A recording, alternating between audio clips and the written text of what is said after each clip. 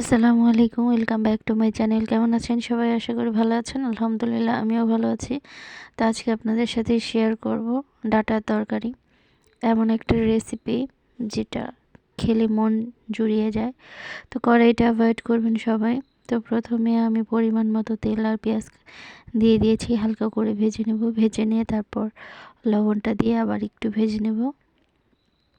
Half টি স্পুনের মতো আদা রসুন জিরা পেস্ট দিয়ে দিব। তারপর পরিমাণ মতো পানি দিয়ে তারপর হলুদের গুঁড়া, মরিচের গুঁড়া, ধনিয়া গুঁড়া সব একসাথে দিয়ে ভালো করে কষিয়ে নেব। তো ভালো করে কষিয়ে নিয়ে তারপর আমি এই চিকন চিকন ছোট ডাঁটাগুলো দিয়ে দিচ্ছি। তো দিয়ে তারপর ভালো করে কষিয়ে নেব। একটা আলু দিয়েছি, তারপর পরে একটা টমেটো দিয়ে দেব। একটা না, তিনটে টমেটো। তো আলু ডাঁটার সাথে টমেটো দিলে অবশ্যই খেতে খুবই ভালো লাগে। খুবই সুস্বাদু একটি রেসিপি ডাঁটার তরকারি। তো ইলিশ মাছ দিয়েও, চিংড়ি মাছ দিয়ে, পুঁটি মাছ দিয়ে খুবই ভালো লাগে।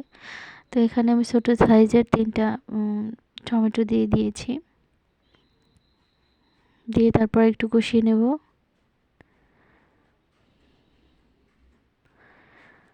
তো দেখতে পাচ্ছেন কতটা সুন্দর আর কতটা কালারফুল হয়েছে। আলহামদুলিল্লাহ অনেক ভালো হয়েছিল। তো আমার ভিডিও আপনাদের ভালো লেগে থাকলে অবশ্যই লাইক, কমেন্ট, সাবস্ক্রাইব করবেন। যারা অলরেডি করে ফেলেছেন তাদের সবাইকে অসংখ্য ধন্যবাদ।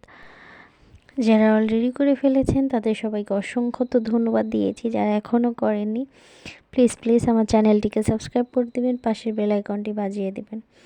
তো ধন্যবাদ সবাইকে এতক্ষণ আমার সাথে ভিডিও দেখার জন্য, এতক্ষণ ধৈর্য ধরে ভিডিওটি দেখার জন্য। তো সবাইকে অসংখ্য ধন্যবাদ। তো এই পর্যায়ে আমি পানি দিয়ে দিয়েছি, ঝোলের পানিটাও দিয়ে দিয়েছি। তারপর ফুটে গেছে ঝোলের পানিটা, তারপর মাছ দিয়ে দিয়েছি।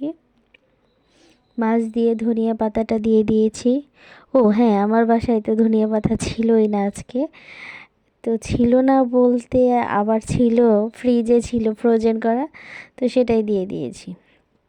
তো দেখতে পাচ্ছেন কতটা সুন্দর আর কতটা কালারফুল হয়েছে। আলহামদুলিল্লাহ অনেক ভালো হয়েছে। তো সবাই ভালো থাকবেন, সুস্থ থাকবেন। আসসালামু আলাইকুম।